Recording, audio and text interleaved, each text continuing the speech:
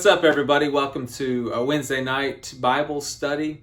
Going to take just a few minutes today to walk through a parable. I figure we've been doing parables on Sunday, and there's tons of parables. And so maybe I jump into a parable on Wednesday too. Today I'm going to look at the parable of the lost sheep. And I'm going to be honest with you, we're not going to get into the parable today. I just want to set up the parable this week, and maybe next week we'll dive a little deeper. But in this parable, it starts off about a lost sheep. Now, all of us have lost something before. I'm not even going to ask you if you've ever lost something, because we've all lost something. I remember one Christmas, my brother-in-law was looking all over the place for his lost keys until finally he found them, and they were in his pocket. Usually if you lose something that's of value to you, you know it right away. You reach for your pocket, your phone's not there. Your keys are missing, your wallet's gone, your kids are gone. You know, something that is important to you is missing. You know it, boom, right away. And then there's the other things that are missing, and you don't know they're missing until you find it. The things of little value to you. I remember one time we were on a cruise about several years ago, maybe 10, 15 years ago with my family. And this was before I was married and all this. So I was just a young buck.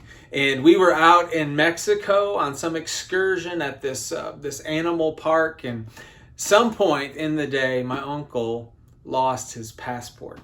And we spent the majority of our excursion that day searching for a lost passport because it was valuable. I mean, he would be stuck in Mexico still to this day without that passport. And so we had to find it, and we found it. Luckily, some good Canadians, they found the passport, and they brought it and found us, and it was fantastic. It all worked out, and we made it back safe.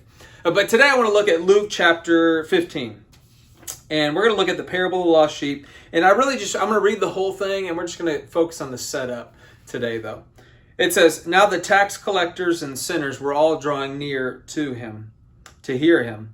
And the Pharisees and the scribes, they grumbled, saying, 'This man receives sinners and he eats with them.'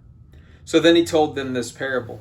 Jesus said, 'What man of you, having 100 sheep, if he has lost one of them, does not leave the 99 in the open country and go after the one that is lost until he finds it? And when he has found it, he lays it on his shoulders, rejoicing.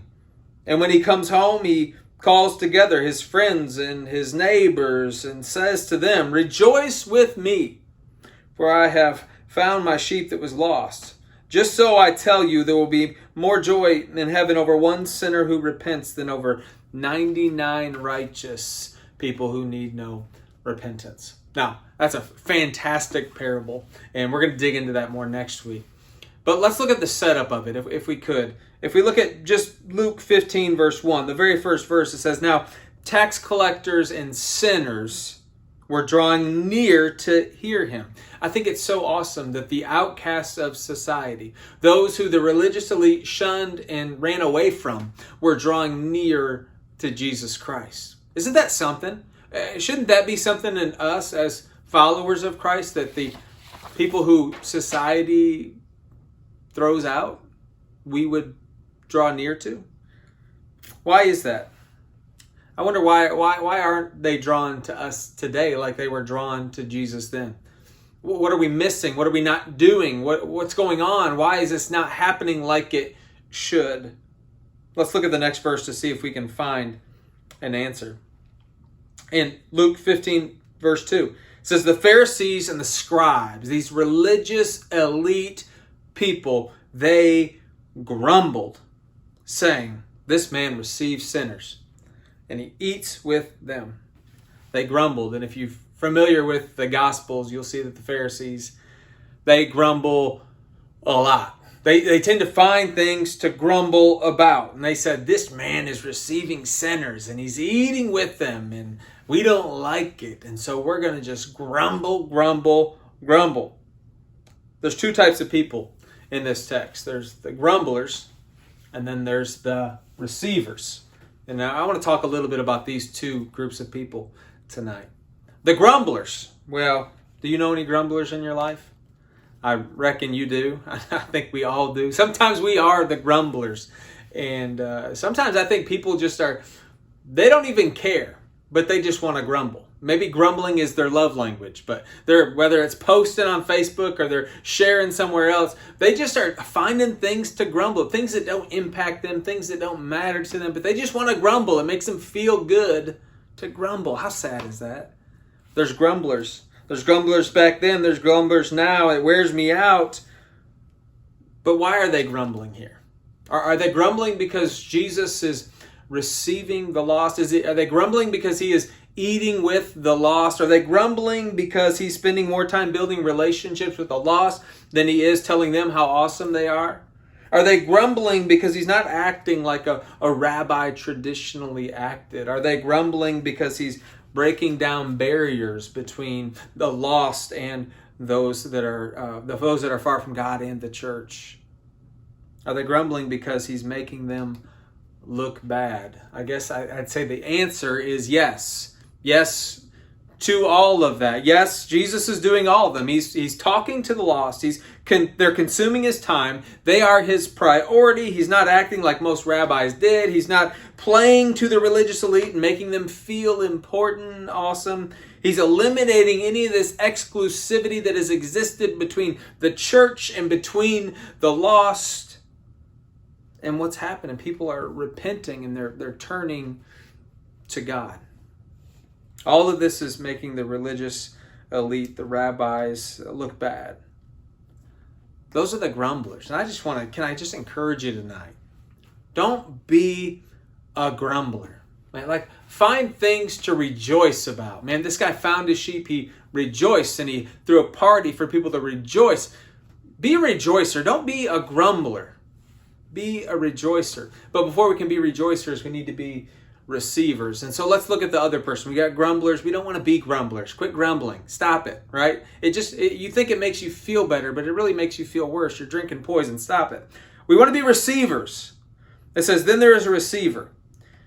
And they said, Jesus receives sinners.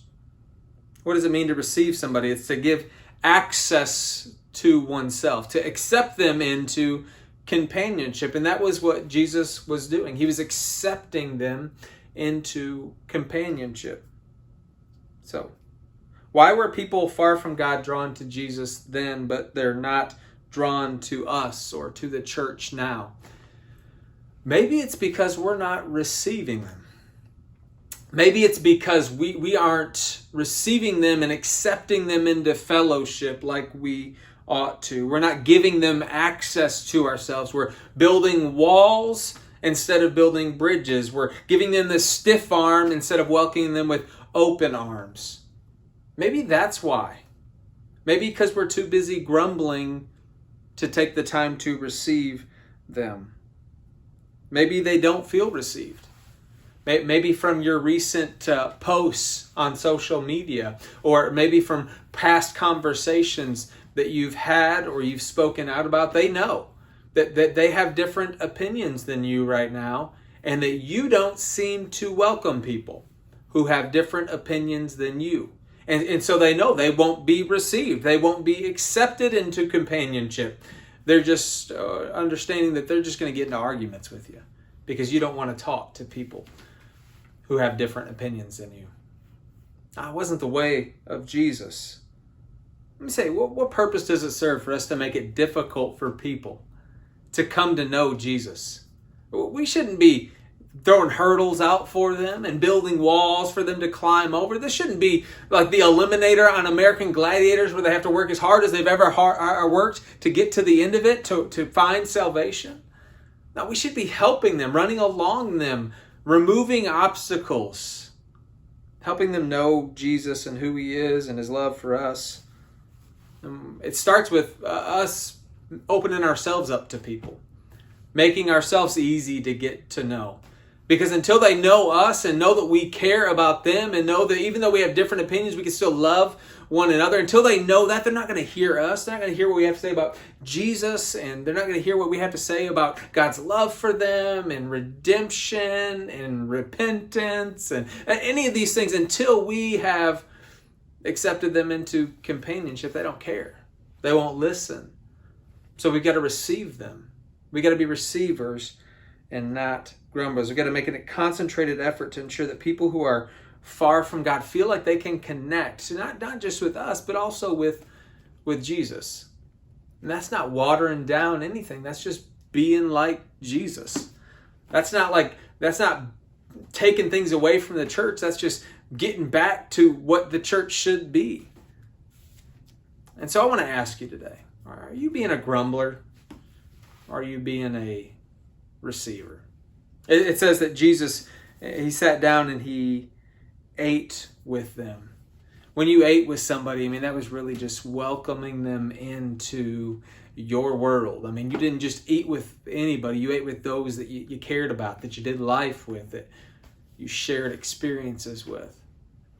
We need to be receivers. And to do that, we got to accept people. We got to welcome them into our life. We've got to reach out to them. And so I want to encourage you, don't be a grumbler, okay? Don't be a grumbler today, but be a receiver. Go to people, receive them into relationship, and extend to them this offer from Jesus Christ. Share the gospel boldly with love, but with truth. Be receivers. And together we can do what Jesus came to do. Seek and save the lost. I hope you guys have a fantastic night.